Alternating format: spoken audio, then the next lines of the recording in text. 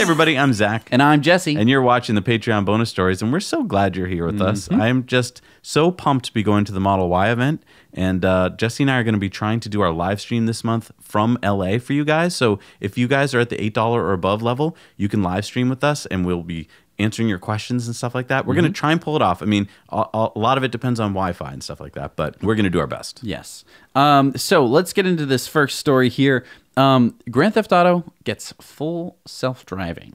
Okay, so for some people out there who may not know what the hell you're talking about. Grand Theft Auto is a game. The latest version of Grand Theft Auto came out 2015. Yeah, 2015. Wait, that's the latest version? So the video that we're seeing right now is from a video game? Yes. Even though it's so lifelike, it came out 4 years ago? Yes. Yeah. It was like the coolest video game at the time. It still is really awesome, and people have been modding the crap out of this game. Okay, so modding means that basically it's open source. You can make, or somehow you can make your own cars. Edit the game files to where you can, put in your own cars. So, so this guy's loading up a Tesla semi-truck right now with Teslas. That's through the mod? Yes. So, there's a couple different ways to do this. Basically, you can reskin some of the cars in the game, so it'll have the same driving characteristics, but it'll have a different skin, so it'll look like a Model S, a Model 3, Model X, and even the Roadster. Okay, but what's the big news? Because I've known about all those before.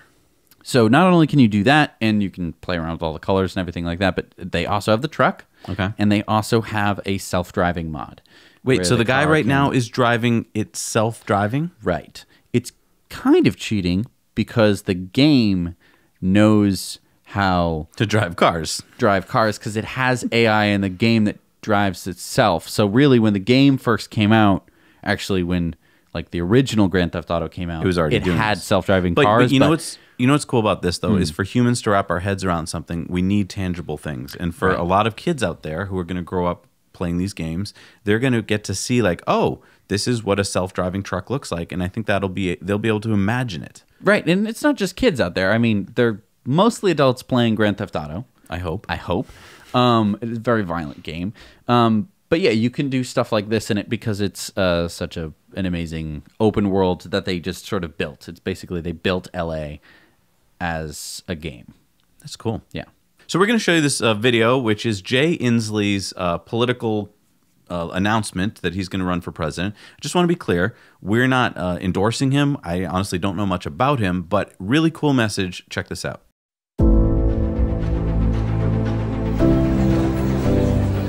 Hi, Governor. What do you have to say about climate change? A lot. We have got to stop global warming. Everyone in this country knows climate is changing. Reduce carbon pollution. New energy future. Climate change. Climate change. We should be dealing with climate change. Climate change. Climate change. We need to defeat climate change. That's what I believe. We're the first generation to feel the sting of climate change, and we're the last that can do something about it. We went to the moon and created technologies that have changed the world. Our country's next mission must be to rise up to the most urgent challenge of our time, defeating climate change. This crisis isn't just a chart or graph anymore. The impacts are being felt everywhere. We have an opportunity to transform our economy, run on 100% clean energy that will bring millions of good-paying jobs to every community across America, create a more just future for everyone. I'm Jay Inslee, and I'm running for president because I'm the only candidate who will make defeating climate change our nation's #1 priority. We can do this. Join our movement. This is our moment. This is our moment. So, again, we're not getting political here. We're not saying vote Democrat, vote Republican, whatever. We're just saying that what's cool to me is that this is the first candidate to throw his hat into the ring for president in 2020 who is saying that his platform is going to be built on stopping climate change. No other candidate, even Bernie, doesn't go as far as Jay Inslee does. And what I'm hoping is not just that, Jay Inslee might get himself elected, but that he might push all the candidates to start talking about this more, to start putting this into their platforms. Right. And I think that's where the really important part is here, because I'm not particularly clear about all the rest of his policies or how he hopes to implement climate change. But I know that is very, very important. We have a whole in-depth planned on this that we're going to do at some point, talking about how to fix climate change and how we can actually, accomplish that.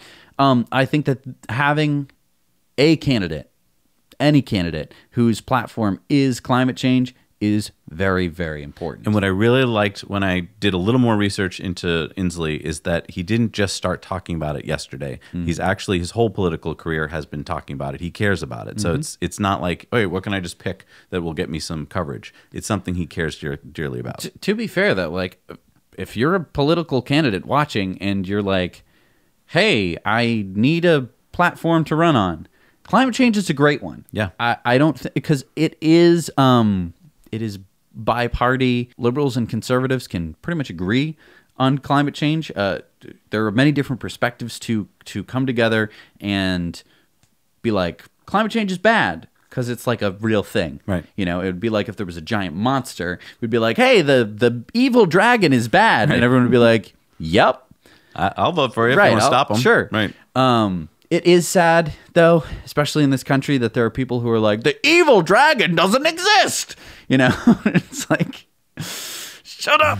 Well, then I guess you're going to be a little upset about this clip, Jesse. Just go ahead and play it. With all you're seeing, the latest news, 35,000, I don't know about production bottlenecks or what we might foresee, but where do you think Tesla is right at this point in time? Because they've made some great strides in the past that maybe you didn't really think were going to be possible. Well, I think they're facing a great deal of difficulty because it's obvious that they had to cost reduce the Model 3 in order to have some sort of margin on it at $35,000 a piece. And at $35,000, I doubt that there is much in the way of profitability in there. And if your costs are almost as high as your revenue, then it doesn't really add to cash availability. So I think it's an extremely difficult situation. And if they do need liquidity through a capital raise, Elon Musk's ongoing problems with the SEC aren't going to help, because if he's formally under investigation, they could very easily make it impossible for him to raise capital. So I don't think the prospects of the company are that great. And by the way, I doubt that 500,000 of anything could be sold globally or nationally. It's just for a sedan these days, it's an almost impossible figure. So I would take that one with a grain of salt. In college debating, you can be given either side, and I think that I could do that with Tesla. I mean, the people that are bullish on it, like a Ron Barron, someone like that, I mean, they point to things that the way this gentleman is changing the whole way we think about cars and think about how we make cars and everything and sell cars, and it's pretty incredible. Then I think about where you might be in terms of, the legacy automakers that should be, have lots of cash and lots of expertise. Why can't, there's no moat necessarily around Tesla at this point? So, well, look, but all of this that Tesla is reinventing the car, I challenge that. It's an automobile. It's an automobile that happens to be fueled with batteries rather than gasoline. Everybody's doing that now, so there's nothing unique. Manufacturing operations, they had 9,000 people at the Fremont plant producing under 300,000 cars, which is probably the worst ratio in the industry. And as for the so-called distribution model, Musk just announced that they're backtracking on that. I always said it was totally ridiculous to own your own dealerships. You own the real estate, you own the people, you own the new car inventory, you own the used car inventory. A massive misallocation of company capital. So now they're getting out of that. They're going to close stores. They're going to try to do all the sales online. I don't see how that's going to work. Who's going to take the trade-in? Who's going to take the used car? Who's going to provide service with no stores there? I mean, franchise dealers have been the rule around the world. China, Russia, doesn't matter. Nothing works except franchise dealers. Hey, Bob, and Musk. I just wonder long term whether, in a way, and maybe we're not ready for it yet, but actually this will revolutionize the way cars and vehicles across all brands get sold, meaning the idea, it might not be that you buy the car up front, but there's now services. There's a company called Honky. There's something called Drop Car, where people literally, this is service on demand. People show up at your home, put the car in your driveway. You can go test drive it, perhaps. They bring the car back. They bring another car. Do you think that's how the future of this will all operate? Well, I think ride sharing or subscription services or cars on demand, all of those things are possible. But if we think of the traditional model, which is still the preponderant one and will be for the next 10 or 15 years or so, is people going to a dealership first they research it online. Then when they've made their selection, they go to a dealer and they have to negotiate the value of the trade-in that they've got. The dealer takes the trade-in, delivers the new car, continues to perform service, and then remarkets the used car. If it's online, who's going to remarket the used car? Who's going to evaluate it? Who's going to make sure that it's checked and meets requirements? The idea that you can treat sales of automobiles like ordering cosmetic items online, it's just not going to work. Here's my thing. Bob, first of all, why do they have him back? Let him just retire gracefully. He's retired. Let him. He's not in the game anymore. I guess that he just gets a little paycheck from them to be on the show. But here's the thing. Got to pay the bills somehow, So he says, I doubt there's much margin. Okay, so first of all, he doubts it. He doesn't have any information on it. None of us do. Mm-hmm. He doesn't know what the margin is on the Model 3, but he doubts there's much margin. And then he draws all of his next conclusions based on that misinformation. So yeah, if you start with any conjecture, then you can go down a certain road, and that's the path he takes. He doubts that 500,000 of anything could be sold as a sedan. So let me just stop right there. He doubts that even in the worldwide market, China, Europe, and the U.S., that Tesla can sell 500,000 Model 3s. They've already sold half that. So, and the only reason they can't sell more is that they're production bound. Right. If they could produce 500,000, they can. They will. Right. They are going to, so, and they're going to prove him wrong. But here's the thing. This is going to be another one of those FUD stories exactly. that we lose. We forget about it because there's some new FUD thing. It's like, Elon says that Mars is capable of blah, blah, blah. But I want to go back to, he bases this all on another misconception, which is that sedans can't possibly, because Americans aren't buying sedans anymore, and if Americans aren't buying them, then nobody's buying them. Right. Well, first of all, do you ever think there, Bob, that they're not selling as many sedans from, let's say, Chevy and Ford and stuff because, first of all, they're crap, and second of all, because they're ICE cars, and people don't want them anymore. EVs are what people want. I think it's a mixture of that. I think that he's just doing it because he knows he has to say these things. No, I think he believes it. I don't think he's lying. I think this is what he thinks. I think he's lying to himself. Okay, but then lying to everyone else. He's going, I'm going to lie to myself, and then I'm going to lie to you now. He said, I challenge that Tesla is reinventing the car. There's nothing unique. What? People don't know how to get in my car. Right. It's unique, my friend. It's completely different. Everything about it is so different and unique that people are like, oh, this is different, Cops isn't it? are pulling over people driving them thinking that they have their laptops open. That's how unique it is. He also doesn't understand the difference between dealerships and stores and showrooms. He doesn't. He said that nothing works except franchise dealers. Right. First of all, Tesla's been doing this since day one. They haven't had franchise dealers. They've had No, they're just going to try selling online soon. What, Bob? Did you look into how Tesla's worked since they opened? Right. They've never sold their cars at a dealership. Right. They don't own dealerships. It's been pretty much almost entirely online. And he basically explained why dealerships suck when he explained why you need to have franchise dealerships. Basically, he said it sucks to own all this stuff, so make someone else own it. There you go. Right. Oh, that's a great idea. And he's like, when people want to buy a car, they want to go to a dealership and negotiate a price. No, I don't. No, Yes, you don't do. want to go. Yes, you do. You want to go online and do some research, then go to a place where you can waste the day. The entire day. Yeah. And not get what you want. Even if I want. Doesn't that sound good? When was the last time you went to a dealership and you were like, man, that was awesome? What, you've never been to Vinny Bamboozolini's dealership? I've been to a store and been excited with the car that I've gotten. According to Bob, you're going to have that for the next 10 to 15 years. Because that's the way it's going to be. Right. which funny that it coincides with his lifetime. Right. Everything he's like, well, as long as I'm alive, I don't care about changing. As soon as once I'm dead, you can change it. As soon as he's dead, he can't go on CNBC and lie about it, and people will listen to him. So, yeah, it's just so frustrating to have him on CNBC all the time. Well, there's other people. I know. There's other people. Jesse, how about Gasparino? Go ahead. Well, 1,600 Teslas did make it to Shanghai, but then ran into a major regulation traffic jam, which at this hour, the company is working to clear. Here's what we know. Reuters reporting that the EV giants plan to fix labeling problems, which had led to inspection holdups in China. That plan has now been accepted by Chinese customs authorities.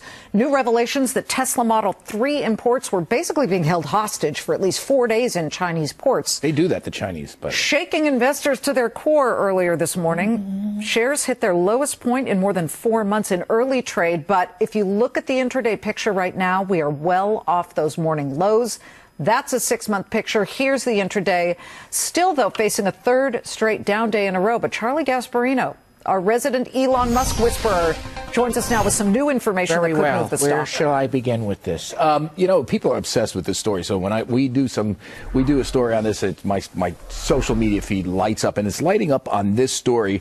And it's a little update from bankers. Bankers have been going to Tesla. Tesla's had some recent issues. Right? They did make the payment on the bonds, right? The $920 million. So they had the money.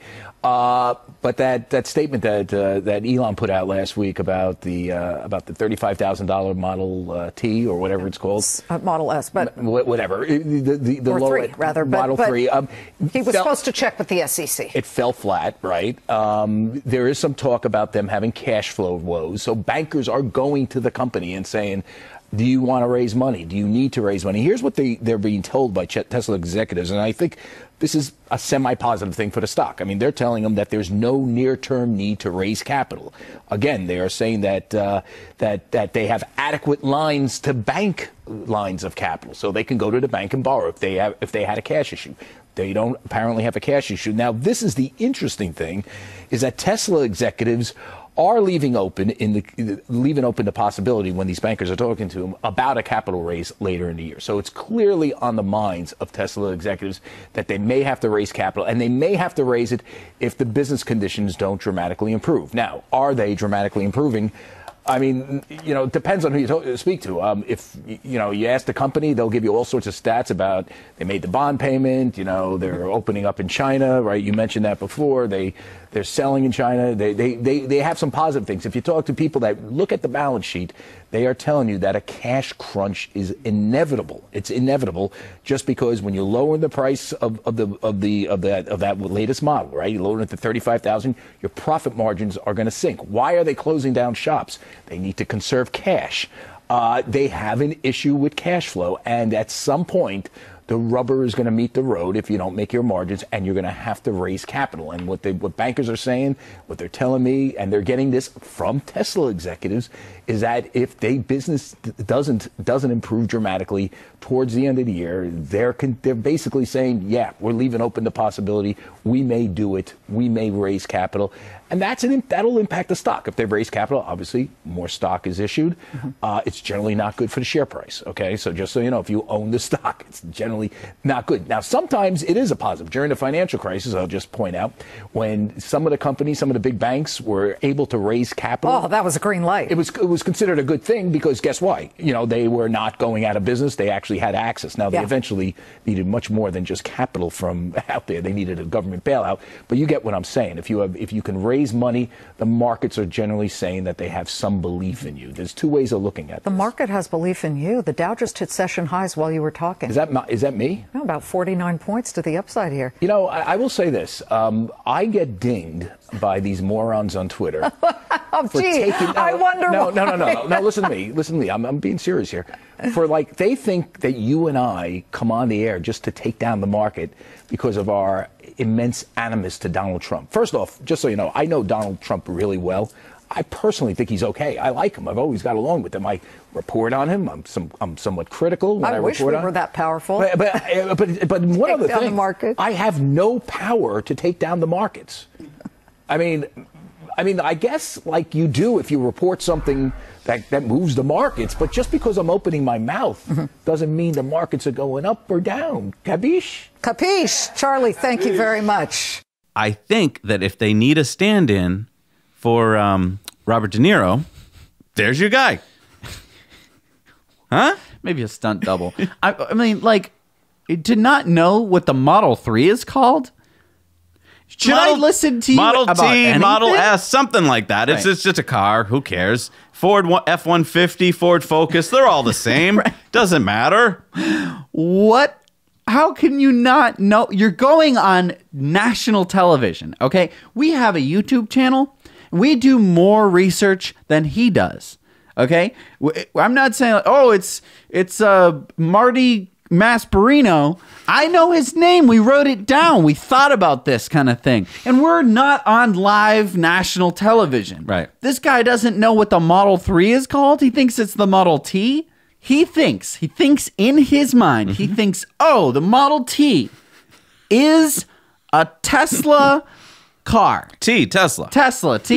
I mean, maybe he's flustered, but maybe correct yourself. He's been talking to a lot of bankers. And they've been talking to a lot of the execs over there at Tesla about the Model T. And so, yeah, I know everything.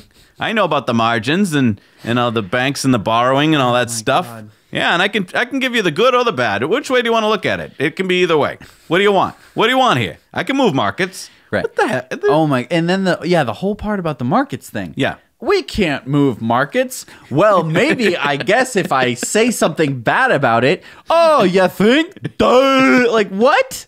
Yeah. This guy. Where do we find him? On the major media. Sorry, this isn't some little backwater of the internet. I wish it was. All right, let's end with something happy. Yes. Let's turn on. This is what we're watching right now is Formula E. This is the 2019 Mexico City E-Prix. So remember, we went up to Montreal and saw an E-Prix from Formula E. It's getting more and more exciting now. Tell me about why these cars are more exciting than what we saw. So, I mean, I think we've talked about this before, but basically they have the next generation of Formula E race cars. It has a bigger battery, which means that they don't have to swap cars halfway through, which is a really weird thing that they did at the Formula E race that we went to, because now it's not a race car. You have two race cars, but now there is one race car. Now, there's a cool feature here, which is there's this, you got all the different drivers in that chart there, and then you've got their battery life. They know up to date, like battery left. And if you see here, the numbers are getting pretty low. Yeah. And which is, I think, so you might look at this one way and say like, oh, these cars suck. They don't have enough battery. I think it's really cool because as the driver, you're like, okay, do I gun it now and risk not having enough juice to make it to the end of the race? Or do I fall back a little bit and save my energy for the last? Because one of these guys ended the race with 0% battery. He didn't end the race. Oh, no, but didn't he make it to isn't that the guy that made it to the end? They were all basically practically at zero, but the Nissan team, ironically enough, ran out of battery before they got to the end. I have a feeling about this. Okay.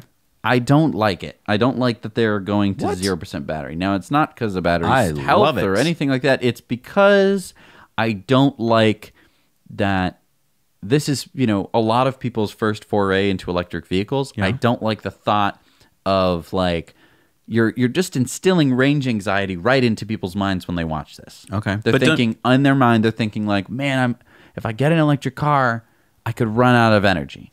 And it's true, you can, but if you're smart about it, you won't. But let's go back to gas-powered cars. When this used to be a gas-powered race, you would have to do pit stops to fill up with gas, and you had to time that perfectly or else you'd run out of gas. And no one was ever like, oh my gosh, I hope my car doesn't run out of gas. It's true. I just think that it's a different, because we're having to overcome such a huge stereotype / just new way of thinking.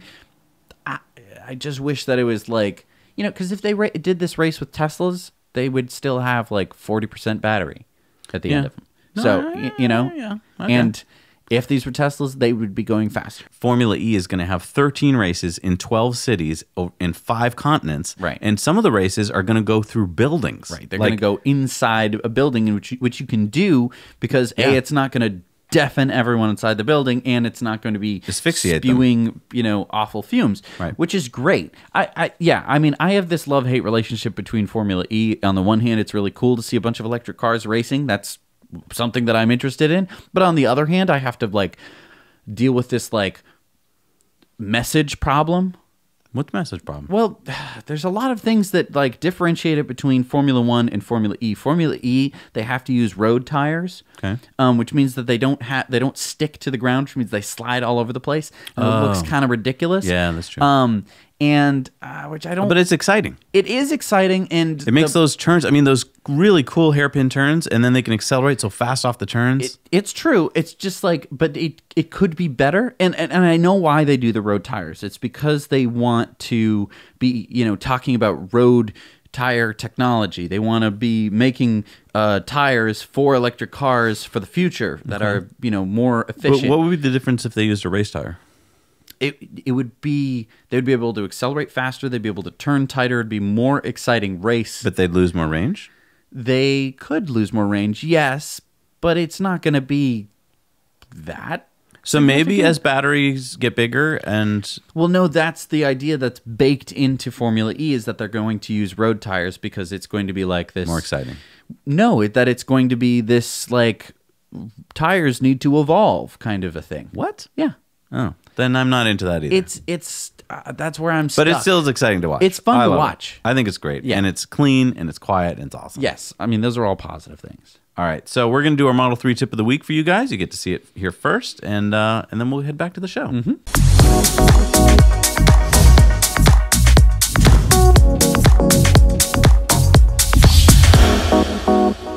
Hey, everybody. I'm Zach. And I'm Jesse. And you're watching the Model 3 tip of the week. What do we got going this week, Jess? We replaced my pedals in my Model 3 with performance pedals. Ooh, let's see how that goes. Makes the car go faster. Does it? No.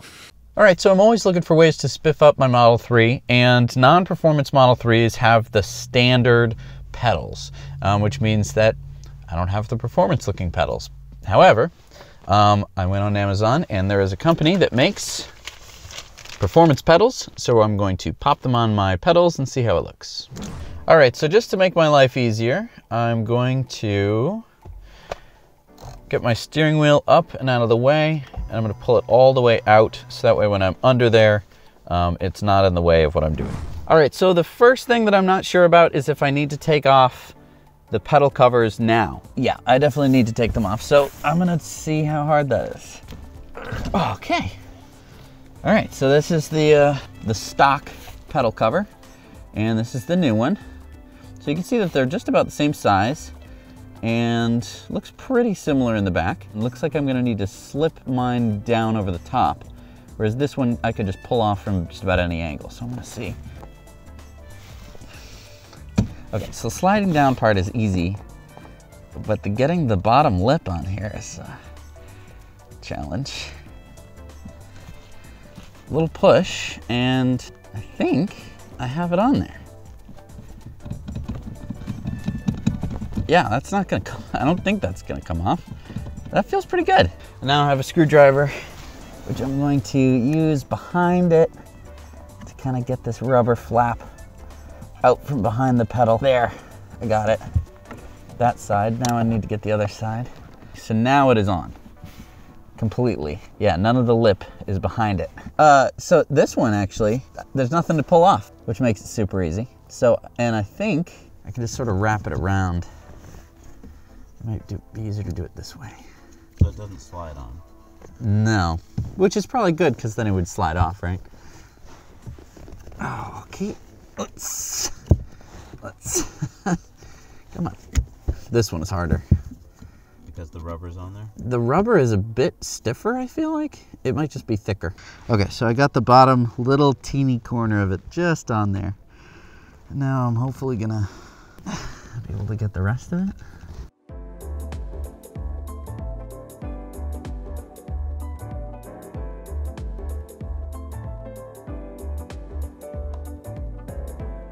The left side is now on. Use the screwdriver to help you with the right side. Yeah, I'm gonna have to.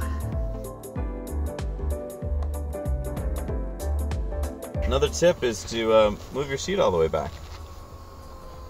Give yourself as much room in there as possible. I'd passed this one up before. I was like, I need leverage. I do not need any leverage. This one is a waste of time. Forget about it. So I feel like I'm ripping the rubber. I don't want to pull it off, but I do. Don't pull it off. I feel like I'm ripping the rubber. I don't think it's working. Okay. Yeah, I'm ripping the rubber. That's the problem. I'm gonna try going from the other side, I guess.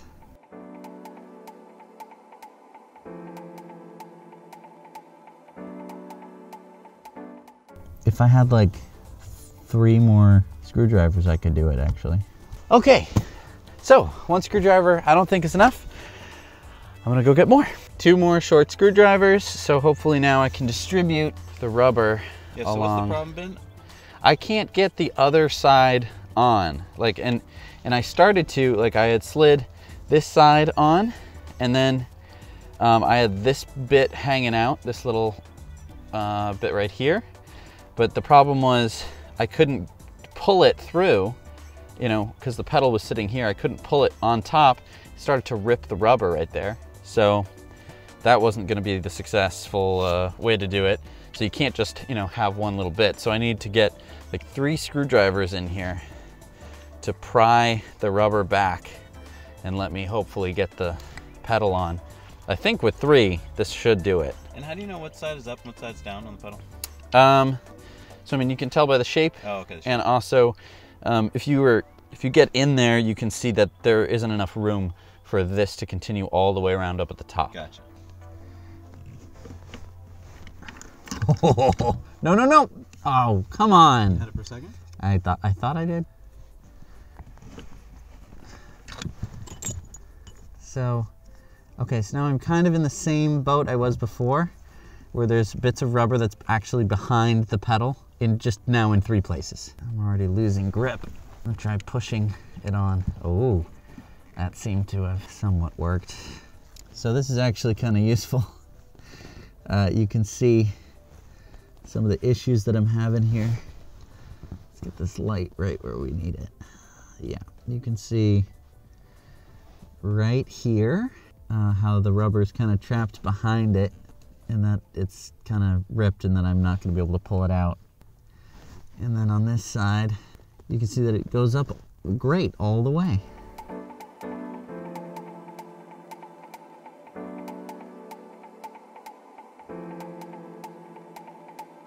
You got it? Yeah. Woohoo! God. Okay, well, that was unpleasant. All right, so the first one was a 3 out of 10. What would you give this one? The accelerator pedal. If you don't know what you're doing like me, I would say a 6. Okay. Because I mean, I'm considering like, I didn't have to unscrew anything. I didn't have to worry about breaking anything really. So overall, I mean, I'm happy in that regard.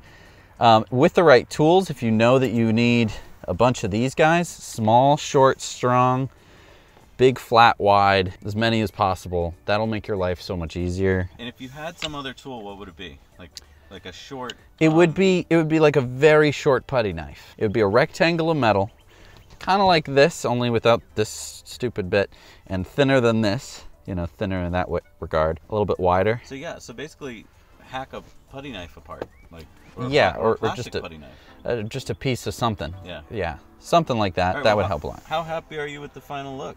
It looks great. I mean, keeping in mind that it's always at my feet, it'll look nicer than my feet for sure. So let me hop in. Looks pretty nice. In terms of the feel, I'm in park. Do you feel like it's more elevated than it was before? I'm not going to pretend that I can tell the difference, but if I had to say anything, just based on what I know, accelerator pedal is a little bit closer to my foot. The brake feels absolutely the same. I don't know, I can't really tell the difference. It does look nicer though, doesn't it? It does. And that's all that matters. All right, so I guess my big question is, if you, now knowing what you know, yeah, and knowing that what it costs, because it's not that expensive, no, would you do it again? Yeah. Yeah, now that I know how to do it, yeah, it's, you know, modifying your car. It's about the easiest modification you could probably do. And how long did Besides- it take if once you have the right tools and you know what you're doing? I think you could do it in probably 10 minutes. You know, it wasn't too easy. It wasn't too hard to get this pedal off and get the other one on. Yeah, the accelerator, as long as you have the right tools. We'll put a link below to these pedals, and you can buy them yourself, install them yourself, and look really fancy. You can tell everyone you paid for the premium performance edition, and everyone will wonder when you put your foot down why it doesn't feel like performance. All right, thank you so much for watching. Now you know. All right, would you do that again? Yeah. I mean, so it was not that hard. So you think the second time installing would even go faster? In the moment, would you use 3 screwdrivers again, or would you find something a little different? Putty knife might work. I think so too. They should sell it with a little plastic putty knife. Yeah, I don't like waste. And thank you for watching the Patreon bonus stories, everybody, and for supporting us here on the channel. Oh, I forgot. What? You have a secret? We have a secret. Well, it's a secret hidden in plain sight. Yeah, so this is a perk which is coming. We're not sure exactly what level of perk it's going to be. Yeah. We're going to be, so basically we've run out of truck and electric hats. That perk is done. But now we figured, hey, hats are cool. So, I mean, our friend Jorge made us flat brim caps with our logo on them, and they look so cool. And I had one for the longest time. And You still do. And I still do. And we were like, you know, hey, if we're going to make another hat perk, which I think we should do. Yeah. Let's just keep it simple. Let's just keep it simple. Keep a cool flat brim experience. Not going to wear it too much because this is probably going to be shipped to one of you. Yeah. Maybe we can. So we'll have to figure out what perk level to put that at. You know what we should do? What should we do? First person to sign up for that perk when it comes out. Oh my God, what? Signed hat? Whoa. You want to do a signed hat? I think that would be great. I can't hear you, so we're going to do a signed hat. Do you want to do it? Yeah, We're let's going do to it. sign it right on the brim here. Wow, right on the show. Why not? So the very first person to sign up for it. Wow. This is the first hat. So keep watching Patreon. I wore it, so if you don't want it, wait till the second. Be the second. We're not going to person. sell any because no one's going to want this. I'm dumb hat. waiting for that first person there All to right, sign up. I'm going to sign it right here. My signature's a fast one, but I'm going to have to slow it down. Ooh, that's I did a sexy. Big line. Wow. Ho ho ho. All right, there's Signed your hat. signed hat. So All right. one of you guys. First person. I'm going to leave right there till they order it. Right. Awesome. Thank you guys. Thank you so much for All right, watching. let's get back to the show. Let's get back to the show.